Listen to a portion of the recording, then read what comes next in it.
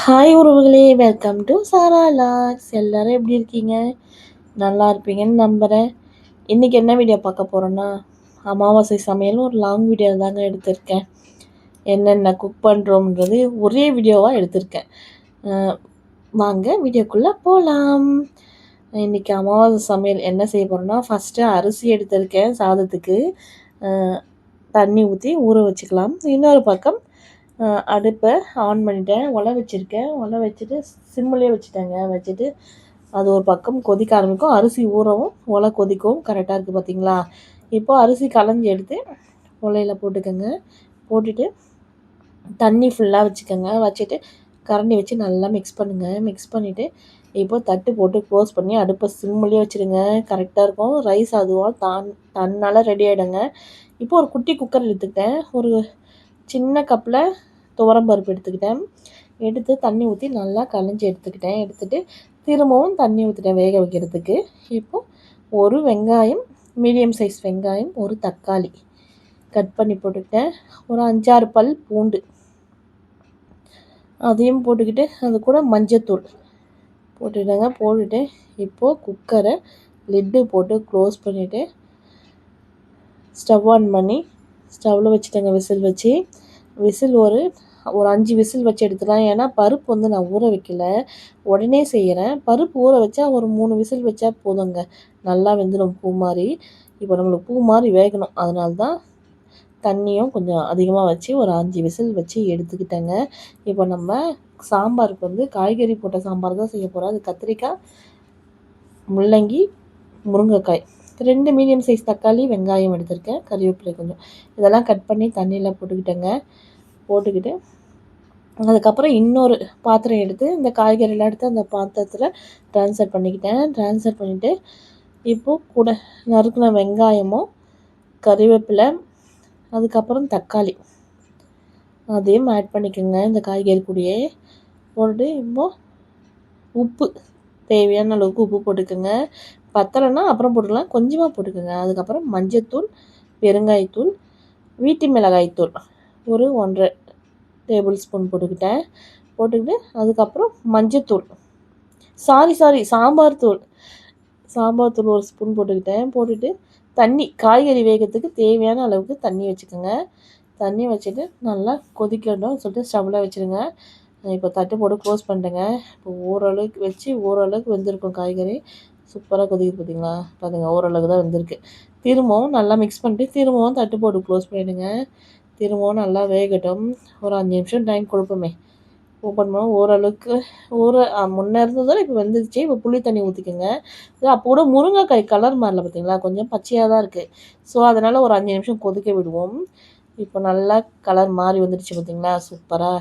இப்போது பருப்பு வெந்துடுச்சா பார்ப்போம். இப்போ குக்கரை ஓப்பன் பண்ணி சூப்பராக பூ மாதிரி வந்துடுச்சு பார்த்தீங்களா? பருப்பு அடியும் பிடிக்கல, தண்ணியும் கரெக்டாக இருந்திருக்கு. இப்போ விஸ்கு வச்சு பருப்பை நல்லா மசிச்சுக்கிறேன். மற்றெல்லாம் எடுக்கிறதே இல்லைங்க, இப்போல்லாம் விஸ்கு தான் சாம்பார்னா. கீரைக்கு மட்டும் தான் மற்ற யூஸ் பண்ணுறேனே.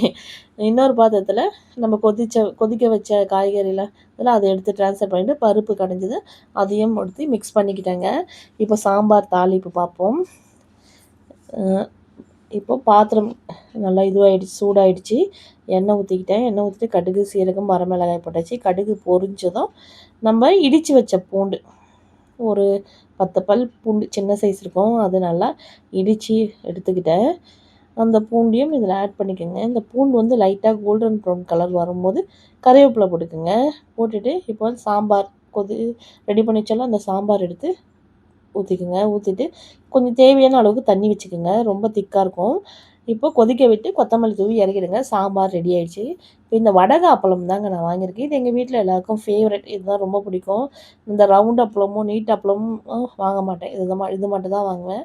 இது கொஞ்சமாக எண்ணெய் ஊற்றி பொரிச்சதுனால பேட்சாக ஒரு 3 நாள் பொரித்து எடுத்துக்கிட்டேன். நிறைய எண்ணெய் வேண்டாம் அப்படின்னு பொரித்து அதையும் ஒரு பவுலில் ட்ரான்ஸ்ஃபர் பண்ணிக்கிட்டேன் உறவுகளே. இப்போது பொரியலுக்கு வந்து வாழைக்காய் பொரியல். வாழைக்காய்னா எங்கள் வீட்டில் உயிரே கொடுப்பாங்க. அதிகமாக என்னோடய வீடியோவில் ஃப்ரை வீடியோ தான் வந்திருக்கும், பார்த்துருப்பீங்க ஷார்ட்ஸில் கூட. அதனால் வாழைக்காய் பொரியல் செஞ்சிடலாம் சொல்லிவிட்டு தோல்லாம் நீக்கிட்டு வாழைக்காய் ரவுண்ட் ஷேப்பில் கட் பண்ணி எடுத்துட்டேன். நம்ம விருப்பம் தான், உங்களுக்கு எந்த ஷேப் வேணாலும் கட் பண்ணி எடுத்துக்கலாம். வாழைக்காய் பொரியல் ரொம்ப சிம்பிளுங்க. இப்போ தண்ணியில் போட்டுக்கோங்க. பிளாக்காக மாறிட போது சொல்லிட்டு தண்ணியில் போட்டு நல்லா அலசிக்குங்க. அலசிட்டு இன்னொரு பிளேட்டில் மாற்றிக்கிட்டு இப்போ நம்ம அந்த வாழைக்காய் எல்லாத்தையும் எடுத்து அந்த பிளேட்டில் போட்டுக்கோங்க. தண்ணி இல்லாத அலசி எடுத்து போட்டுக்கோங்க.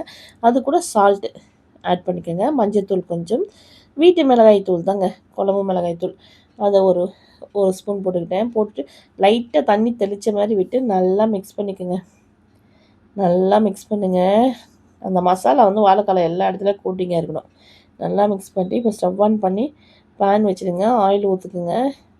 ஆயில் ஊற்றிட்டு இப்போது மிக்ஸ் பண்ணி வச்ச வாழைக்காவை எல்லாத்தையும் எடுத்து போட்டுக்குங்க.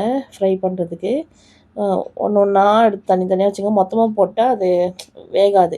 இப்போ கூட கறிவேப்பிலை ஆட் பண்ணிட்டு லிட்டு போட்டு க்ளோஸ் பண்ணிவிடுங்க. அப்படியே ஒரு 5 நிமிஷம் விடுங்க சிம்மில் வச்சு. இப்போ லைட்டாக கரண்டி வச்சு எடுத்து விடுங்க, இல்லைன்னா அடி பிடிச்சிடும் ரொம்ப. திருப்பி விட்டால் தான் அந்த பக்கமும் குக் ஆகும் நல்லா. அதனால் எல்லா சைடும் திருப்பி விட்டுக்குங்க. எல்லாத்தையும் லைட்டாக ஒட்டிச்சு பாருங்கள். இப்பயே திருப்பி விட்டுட்டு திருப்பி லிட்டு போட்டு க்ளோஸ் பண்ணுங்கள் ஒரு 5 நிமிஷம்.